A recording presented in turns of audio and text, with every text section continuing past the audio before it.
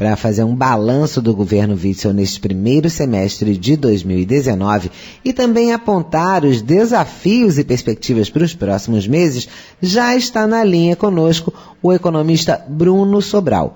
Ele é professor da UERJ, da Universidade Estadual do Rio de Janeiro, e coordenador da Rede ProRio. Muito boa noite, professor Bruno. Boa noite, Denise, e boa noite a todos os ouvintes também.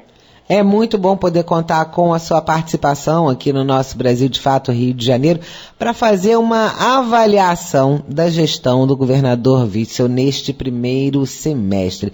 Quais foram os pontos críticos e em que pontos pode-se dizer que houve algum avanço, professor Bruno Sobral? Bem, a gestão Witzel, ela pega, aliás, se fosse ela ou qualquer outra, né, pega o Estado do Rio de Janeiro com uma série de passivos, né? Passivos do ponto de vista que ela não tem uma liberdade de orçamento público para poder ali, enfim, ter uma visão de gasto imediato no curto prazo.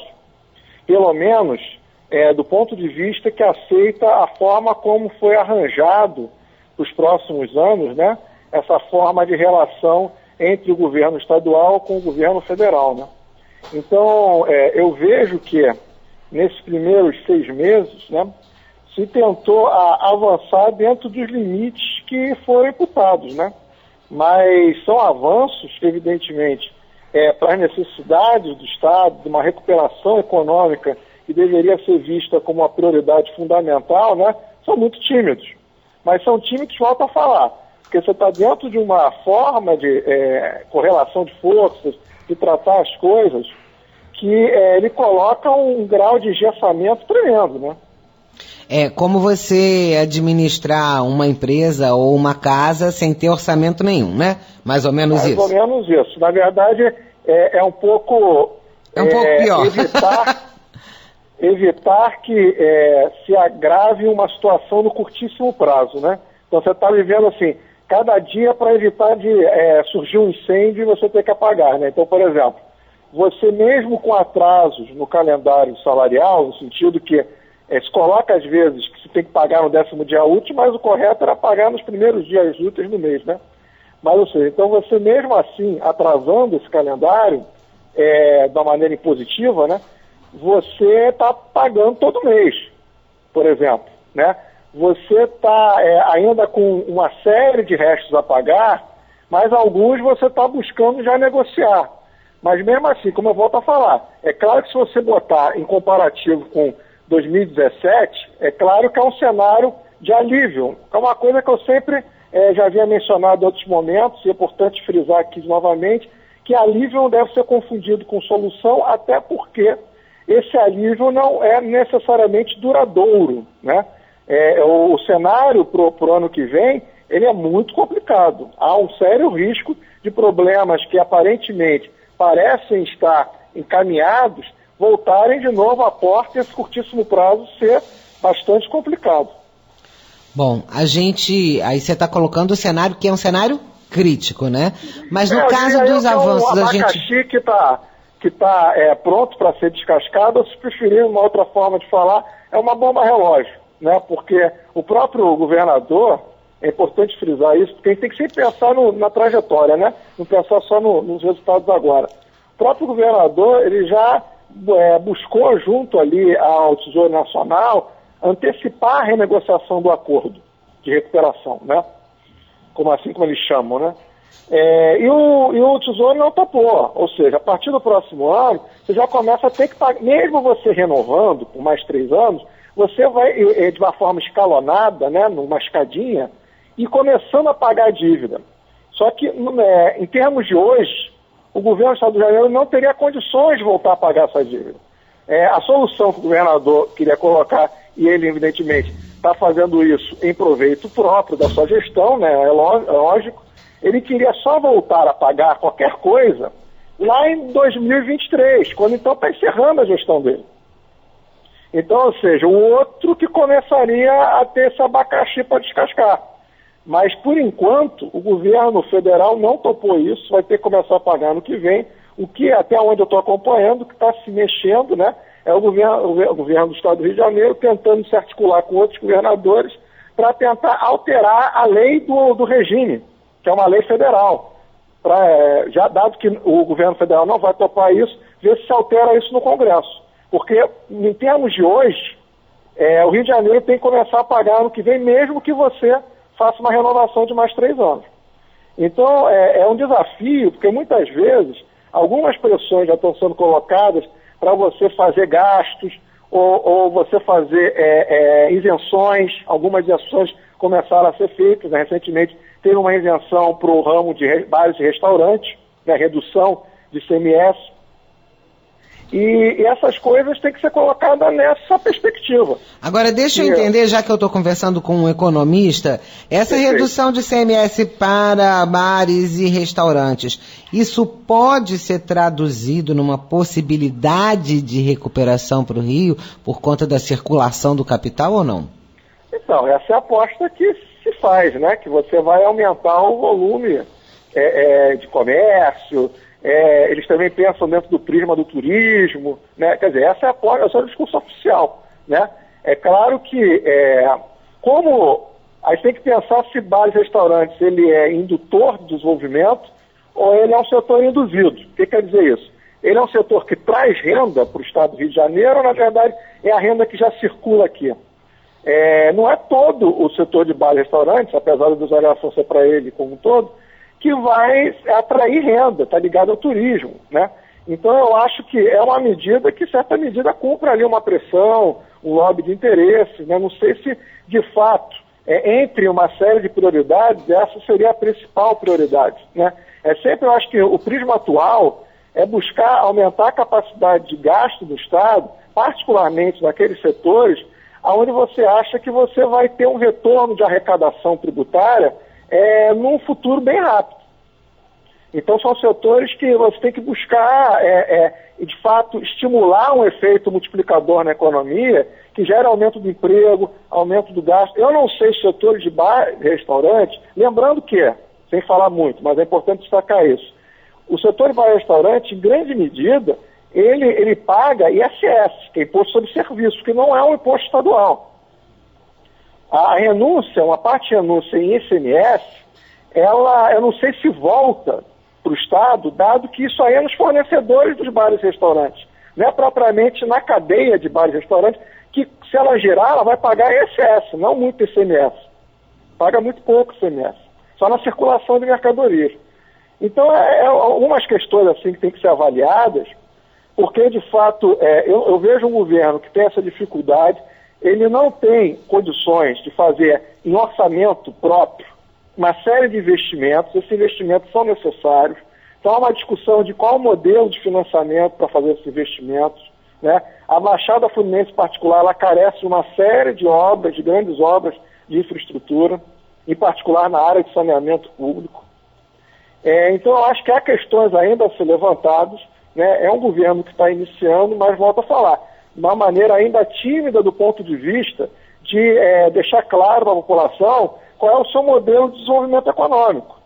Por enquanto, o que ele está se preocupando e está tendo, podemos dizer, um êxito parcial, mas não completo, é em você tentar ali manter a rolagem dos pagamentos correntes dele.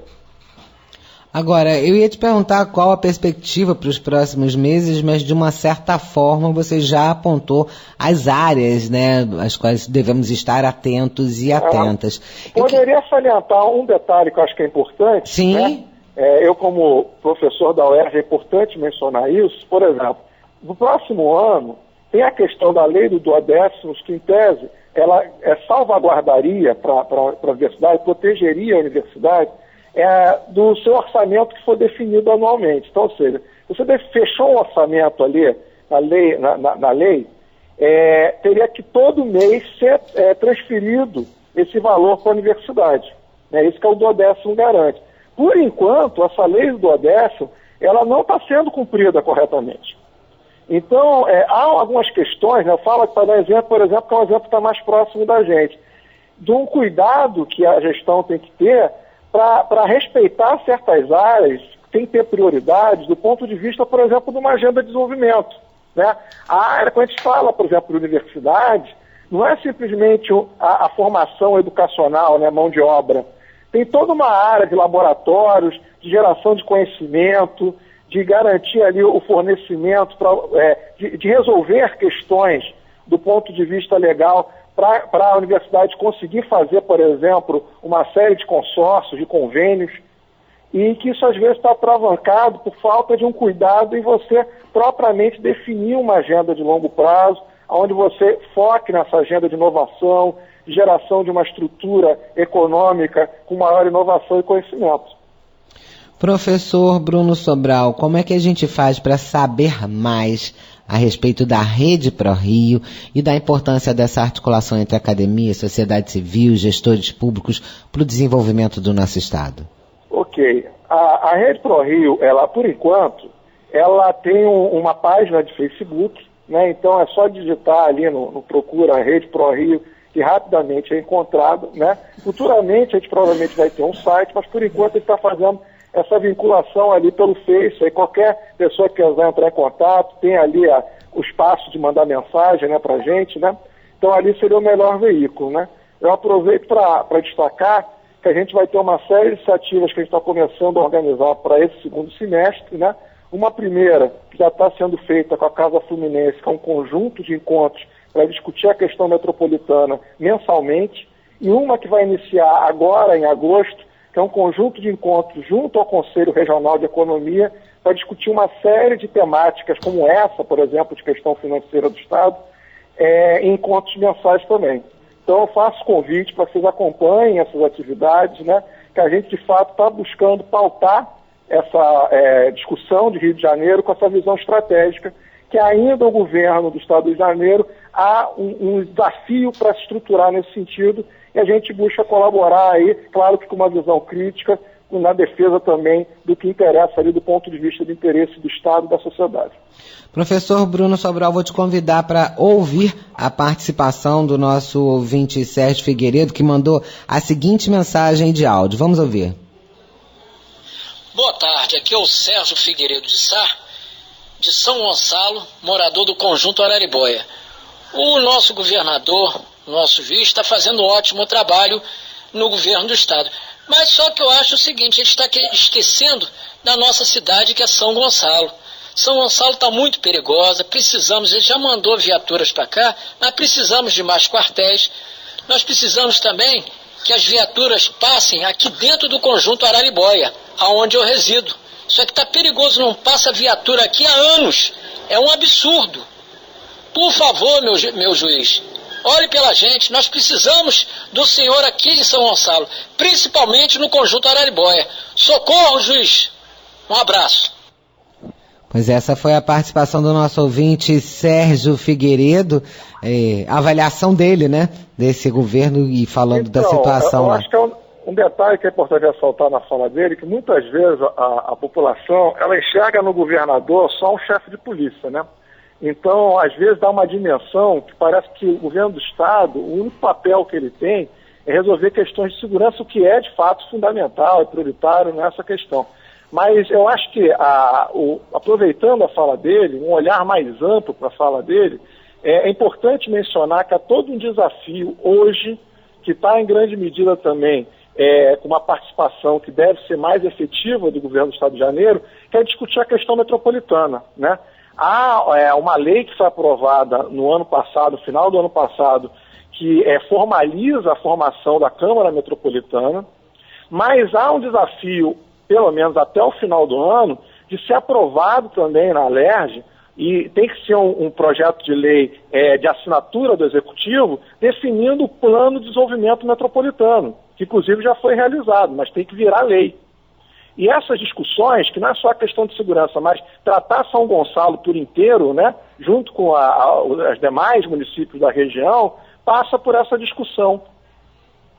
E essa discussão foi o que o senhor disse que está sendo já travada nessa parceria com a Casa Fluminense e que é fundamental, porque a gente não pode pensar em Rio de Janeiro só capital, nem pode pegar a capital de referência para falar de todo o estado do Rio, porque mesmo na região metropolitana existem suas especificidades. Professor Bruno Sobral, tem que fortalecer a Câmara Metropolitana, tem que transformar em projeto de lei o seu planejamento, para essas questões, aí entender a segurança dentro de uma abordagem territorial, ela ser contemplada junto com outras questões tão prioritárias quanto, por exemplo, a geração de emprego, a melhoria da infraestrutura, esse tipo de coisa.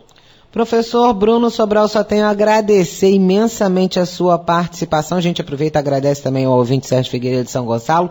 Professor Bruno Sobral é economista, é professor da UERJ, a Universidade Estadual do Rio de Janeiro, e é coordenador da rede ProRio. Muitíssimo obrigada, uma ótima noite. Muitíssimo obrigado a você, Denise, a todos os ouvintes, e parabéns aí pela iniciativa, que é um excelente programa, sempre trazendo questões importantes aí para o debate sobre Brasil e Rio. Você está ouvindo o programa Brasil de Fato Rio de Janeiro.